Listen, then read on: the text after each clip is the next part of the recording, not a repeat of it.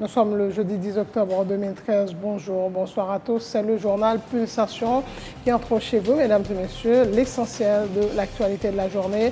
À la une de l'actualité, le Conseil de sécurité a prorogé ce jeudi pour un an le mandat de la mission de l'ONU pour la stabilisation en Haïti jusqu'au 15 octobre 2014 avec une nouvelle réduction des effectifs de la MINUSTAH de 6 270 à 5 021 soldats au maximum. Les effectifs policiers restent stable à 2600 membres. Ernso Dorville, 48 ans, a été surpris ce jeudi à la mi-journée dans son véhicule en plein débat sexuel avec une adolescente de 14 ans à Bourdon. L'individu a été arrêté pour détournement de mineurs et atteinte à la pudeur. L'information est confirmée par le parquet de Port-au-Prince. 5 membres d'une même famille ont été tués mercredi soir à Tabar 27 suite à l'effondrement de murs lors des pluies diluviennes qui se sont abattues sur Port-au-Prince. La victime, une mère et ses 4 enfants dont un bébé, vivaient sous une tente à proximité de la rivière Grise selon la protection civile de Tabar. Le père a été grièvement blessé.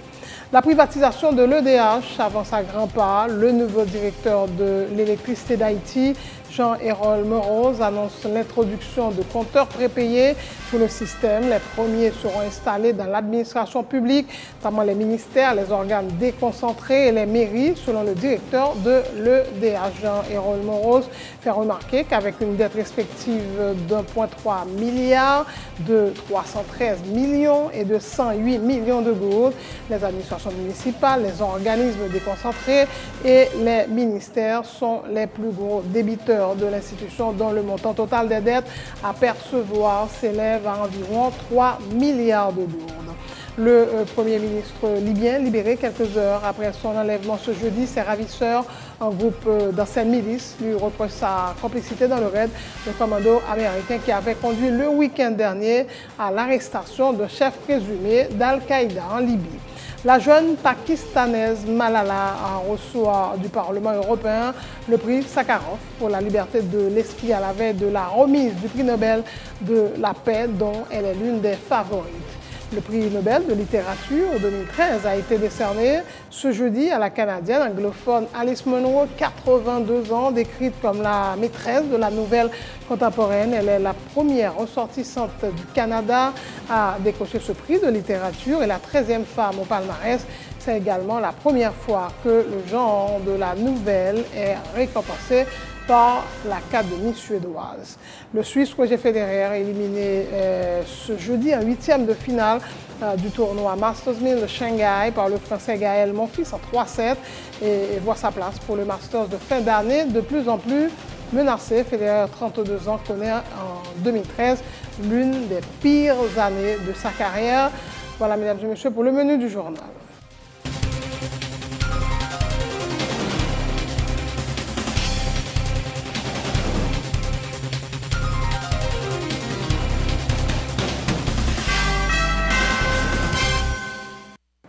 Le Conseil de sécurité a prorogé ce jeudi pour un an le mandat de la mission de l'ONU pour la stabilisation en Haïti jusqu'au 15 octobre 2014 dans l'intention de le renouveler encore. Les effectifs de la MINUSTAH ont été une nouvelle fois réduits suivant les recommandations du secrétaire général de l'ONU, Ban Ki-moon.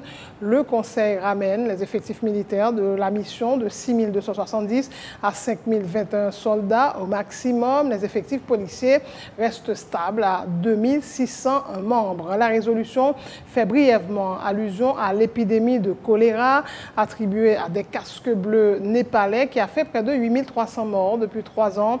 Elle prend note des efforts que fait le gouvernement haïtien pour tenter de maîtriser, stopper l'épidémie et engage instamment les organismes de l'ONU à continuer de l'aider à améliorer le système sanitaire du pays. Il faut apporter un appui durable et approprié, en particulier aux interventions médicales visant à lutter rapidement contre les épidémies afin de réduire cette menace, souligne le texte.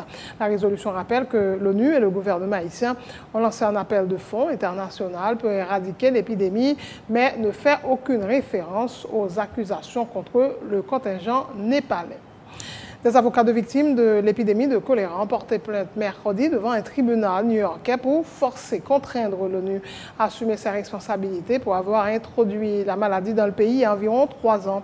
L'épidémie a déjà fait plus de 8300 morts en Haïti depuis son apparition en octobre 2010. La plainte a été déposée en nom collectif et représente l'ensemble des victimes de la pire épidémie de choléra au monde, a indiqué Ara Cosben lors d'une conférence de presse en Haïti. Maître André Michel, qui fait partie du groupe de juristes qui assure la défense des victimes du choléra, affirme que des démarches sont en cours pour constituer des équipes au Canada et en France pour pouvoir porter plainte contre le secrétaire général de l'ONU qui refuse d'admettre la responsabilité des casques bleus dans l'introduction de la maladie en Haïti. Il a une fois de plus dénoncé le comportement des autorités haïtiennes qui refusent, dit-il, d'accompagner les victimes du choléra alors que les centres de santé refuseraient également de délivrer des certificats médicaux aux victimes.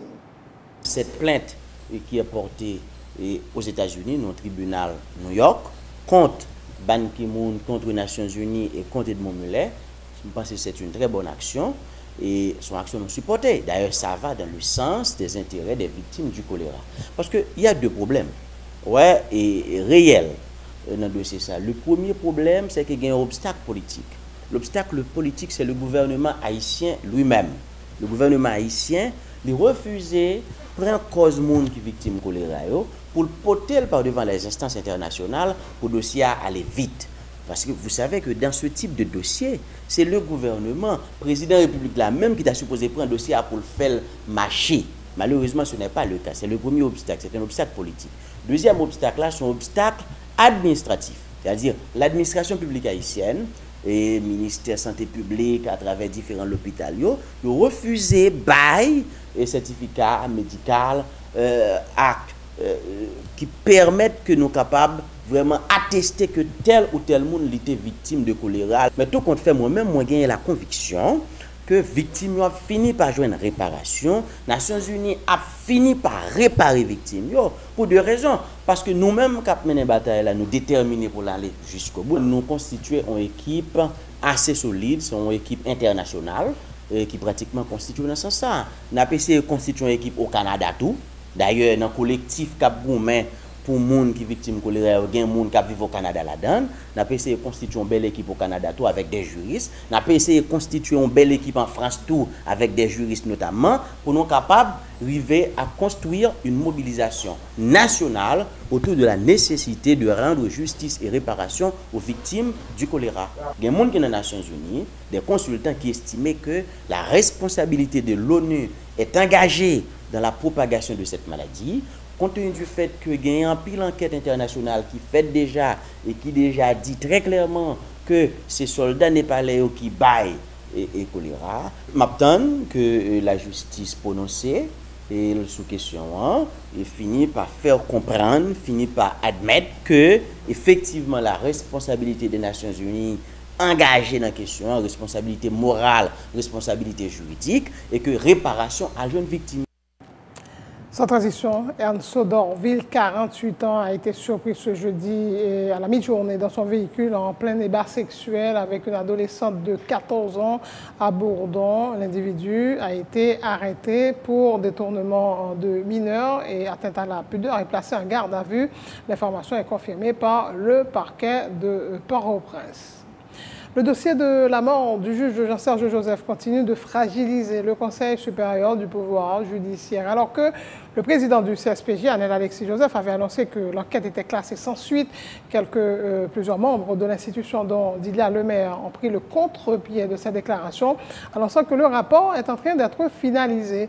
Le président de la Commission justice et sécurité du Sénat, Pierre-Franck Exius, dénonce également l'attitude de maître Anel Alexis Joseph, qui, rappelle-t-il, avait intégré le CSPJ de manière irrégulière. Le parlementaire estime que le président, Michel Martelly, qui affirme vouloir un état de droit, a cautionné la présence illégale de maître Joseph à la tête du CSPJ de manière à satisfaire ses propres intérêts. C'est dommage, une institution qui côté toute population haïtienne n'a CSPJ comme une institution importante qui peut contrôler toute dérive dans le pouvoir judiciaire. Malheureusement, yo mettez un monde qui n'a tête de façon illégale, malgré le Sénat de la République l'a protesté contre ça. Le président a cautionné la présence de Maître Anel Alexis Joseph dans tête CSPJ pour capable régler affaire. Donc, je crois que les gens l'autre conseiller qui dénonce le comportement de M. Anel, je crois là, il faut que la société comprenne ce qui a passé dans l'institution. Et nous-mêmes au niveau du Sénat de la République, côté que nous menons une enquête, rapport présenté, rapport ça a été voté devant le Sénat, et il y a des mêmes sénateurs, tout le monde a participé dans ce travail là, et la commission pour le démonter, c'est le Sénat qui a validé nous. Donc, je ne dis pas, les M. Anel campé pour faire telle déclaration, il n'y a pas de respect pour aucun juge. Donc, nous-mêmes au niveau du Sénat de la République, encore une fois, nous ne pas reconnaître Anel dans la tête CSPJ. Et c'est ça que fait nous continuer à demander au président de la République là.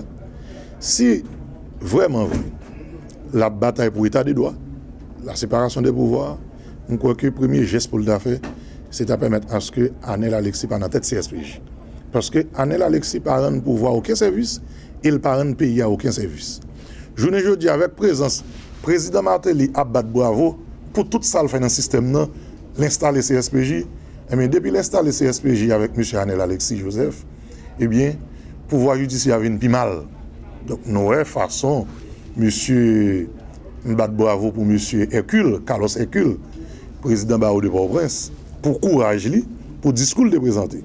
Donc, nous-mêmes, nous croyons que nous avons pile monde dans la société, qui a même courage pour nous continuer de dénoncer le président Martelly avec tout Anel Alexis Joseph, qui a crasé le système judiciaire haïtien.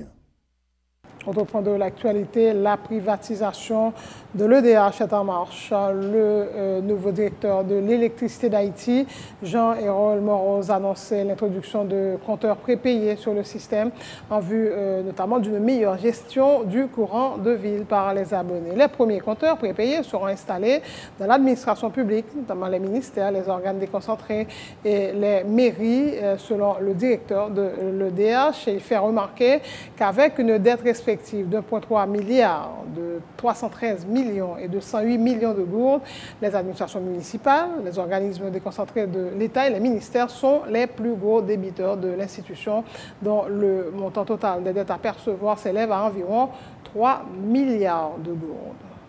Moi, j'ai gagné 224 152 clients actifs sur le réseau. Donc, nous comprenons bien son population de près de 10 millions d'habitants. J'ai 224 152 clients actifs. J'ai 101 363 clients inactifs. Clients inactifs, ça veut dire que c'est des gens qui étaient connectés sur le réseau et déconnectés sur le réseau. Donc, il y a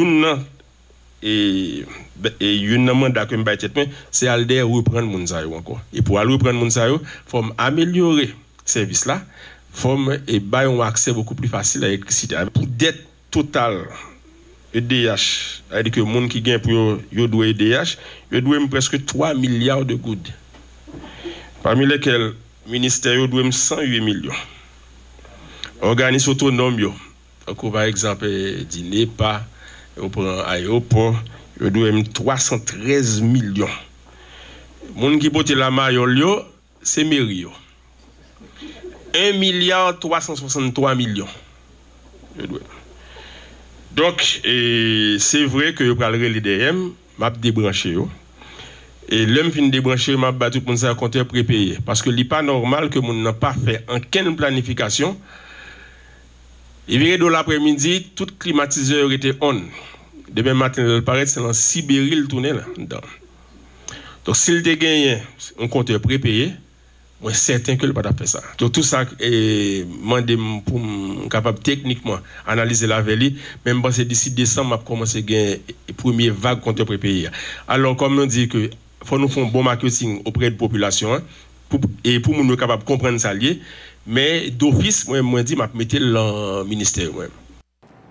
5 membres d'une même famille ont été tués mercredi soir à Tabar 27 suite à l'effondrement de murs lors des pluies diluviennes qui se sont abattues sur Port-au-Prince. Les victimes, une mère et ses 4 enfants, dont un bébé, vivaient sous une tente à proximité de la rivière Grise, selon la protection civile de Tabar. Le père a été grièvement blessé. De sérieux dégâts ont été enregistrés mercredi soir sur le réseau métropolitain de l'EDH. Des chutes d'arbres provoquant la rupture des conducteurs et plusieurs poteaux en bois ont été endommagés à leur base. Également, la ligne 115 kW sortant de Péligra subit des impacts mineurs non loin de Mirbalais, occasionnant ainsi un déclenchement général. Mercredi soir, il y a eu des coupures d'électricité dans de nombreux quartiers de la zone métropolitaine. Des équipes de l'EDH sont à pied d'œuvre afin de rétablir au plus vite la situation, indique l'électricité d'Haïti, qui sollicite la collaboration de la population afin de l'aider à identifier d'autres quartiers affectés en appelant le centre d'appel au 22 12 22 12. La direction de la protection civile et le bureau de la secrétairerie d'État à l'intégration des personnes handicapées ont lancé ce jeudi toute une série d'activités en vue de marquer la journée internationale de la prévention des catastrophes naturelles. Le 13 octobre prochain sont prévues notamment des conférences débats, des journées portes ouvertes, annonce la directrice de la protection civile, Alta Jean-Baptiste, soulignant la nécessité que tout plan d'action visant à faire face aux catastrophes naturelles doit tenir compte des personnes à besoins spéciaux. De son côté, le secrétaire d'État à l'intégration des personnes handicapées, Gérald Auriol, rappelle que tenir compte des personnes vulnérables lors des catastrophes naturelles n'est ni un cadeau ni une faveur, mais une obligation légale consacrée par la loi du 13 mars 2012. Demain, vendredi, nous gagnons une conférence débat sur personnes handicapées et les catastrophes. Donc, pour qui ça, nous avons fait conférence débat sur personnes handicapées et catastrophes? C'est parce que nous gagnons une phrase que nous habitués à dire, nous-mêmes en dans direction protection civile. Vivre avec un handicap et une catastrophe. Ce qui veut dire que moi mettez sujet ça dans la réflexion chaque monde qui l'a, dans la réflexion chaque famille pour voir qui gens ça tu vivre avec un handicap et une catastrophe. Vivre avec un handicap et subir une catastrophe. Pour vivre période de crise et gagner des handicaps. Donc ce n'est pas un bagage qui est facile. D'où, si pas des actions qui prend, c'est comme si nous gagnons 1,1 million de personnes qui livrées à eux-mêmes. Nous gagnons samedi dans le centre d'opération d'urgence nationale, donc nous avons réalisé un fresque murale, donc et en priorité ces groupes vulnérables ça. Ces personnes handicapées qui viennent faire pour nous et la prêter dans le centre d'opération d'urgence nationale là pour tout le monde capable de songer. Chaque fois que nous pour nous songer, gain une attention particulière pour nous porter à groupe vulnérable ça. Et ça va finir tout reste année et pour tout reste la vie protection civile.